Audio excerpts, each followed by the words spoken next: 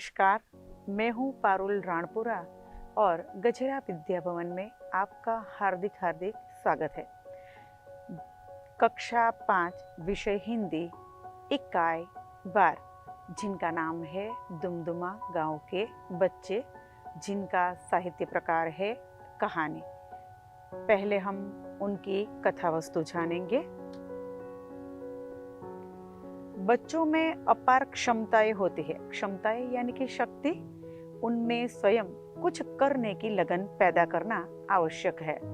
प्रस्तुत कहानी में दुमदुमा गांव के लोगों की परेशानी को दूर करने के लिए बच्चे कैसे कदम उठाते हैं, उसका निरूपण किया गया है।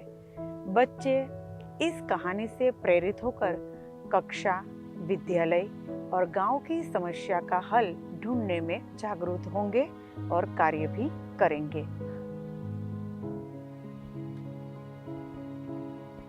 यह दुमदुमा गांव है। यहाँ हमेशा पानी की कमी रहती थी। आपको पता ही है कि कहा गया है कि जल ही जीवन। हमारे जीवन में पानी का कितना महत्व है ये आप सब जानते ही है अच्छी तरह से। और पानी का अपव्यय करने से कैसी हालत हमारी होगी ये भी आपको पता ही है। यहाँ एक दुमदुमा गांव में ऐसी ही कुछ पानी की समस्या थी। खेत सूख जाते, लोग परेशान रहते, पर कोई उपाय नहीं कर पाते थे। बच्चे पानी में खेलना चाहते, तैरना चाहते, पर कहाँ। स्वाभाविक है कि जो भी हमारी पूरे दिन की व्यवहारिक जीवन की जो भी दिनचर्याएं है, ये पानी के बिना अधूरी है और इसलिए पानी का हमारे जीवन में बहुत ज़्यादा महत्व है। और इसी तरह यहाँ भी दुमदुमा गांव में पानी की ऐसी ही समस्या थी। अब गांव में पानी के बगैर खेत भी सूख गया था। लोग पानी के बिना एकदम हैरान हो गए थे। छोटे छोटे बच्चे भी पानी में खूब खेलना चाहते थे, पर पानी है ही नहीं तो वह तैरेंगे कैसे। अब एक दिन बच्चे खेल के मैदान में इकट्ठा हुए। इकट्ठा यानी कि जमा होना। उन्होंने पानी की कमी दूर करने की सोची। मैं बादलों से प्रार्थना करूंगा, रोज बरसो, बिल्लू बोला। उनमें बिल्लू नाम का एक लड़का अपने साथी मित्रों से कहता है कि मैंने तो बादलों से प्रार्थना की कि हर रोज बरसो। बादल रोज कैसे बरस सकते हैं? महिमा बोली। दोनों मित्र बातें करते हैं और उनमें महिमा है, वह बीच में ही बोली कि बादल रोज कैसे बरस सकते हैं? पॉसिबल तो नहीं है कि हर रोज बारिश आए। तब फिर क्या हो? सब बच्चे सोचने लगे, क्यों ना एक बड़ा सा गड्ढा खोदे जिसमें बारिश का खूब सारा पानी भर जाए। रजिया बोली। उनमें से एक रजिया नाम की लड़की है।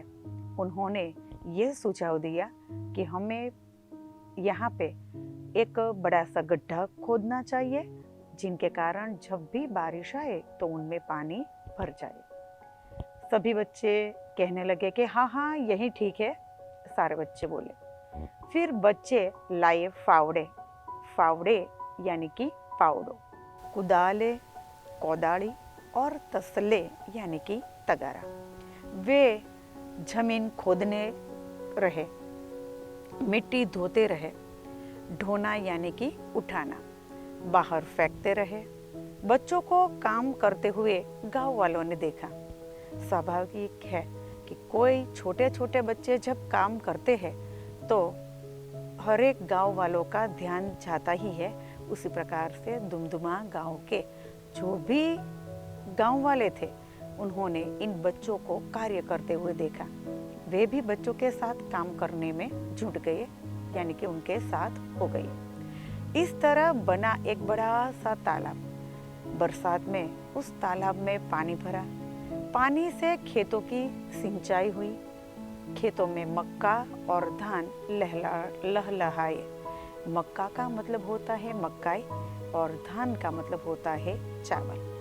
लोग खुश हुए और बच्चे पानी में छपाछप खूब नहाए। अब देखिएगा कि इस कहानी से हमें ये सीख मिलती है कि हम क्या मानते हैं कि छोटे बच्चे कुछ नहीं कर सकते, लेकिन बच्चों को अपने भीतर रही शक्तियों को जो हम पहचाने तो वह भी आगे आ सकते हैं। ये कोई भी समस्या हो, वह चाहे शाला की हो, घर की हो, तो छोटे बच्चे भी ये कहानी को पढ़कर जरूर से छोटी छोटी समस्याओं को सुलझाने का जरूर प्रयत्न करेंगे। तो इस इकाई को आप भलीभांति समझ गए होंगे। प्रैक्टिस के रूप में स्क्रीन पर कुछ प्रश्न लिखे गए हैं जो आपको अपनी कॉपी में जरूर लिखना है।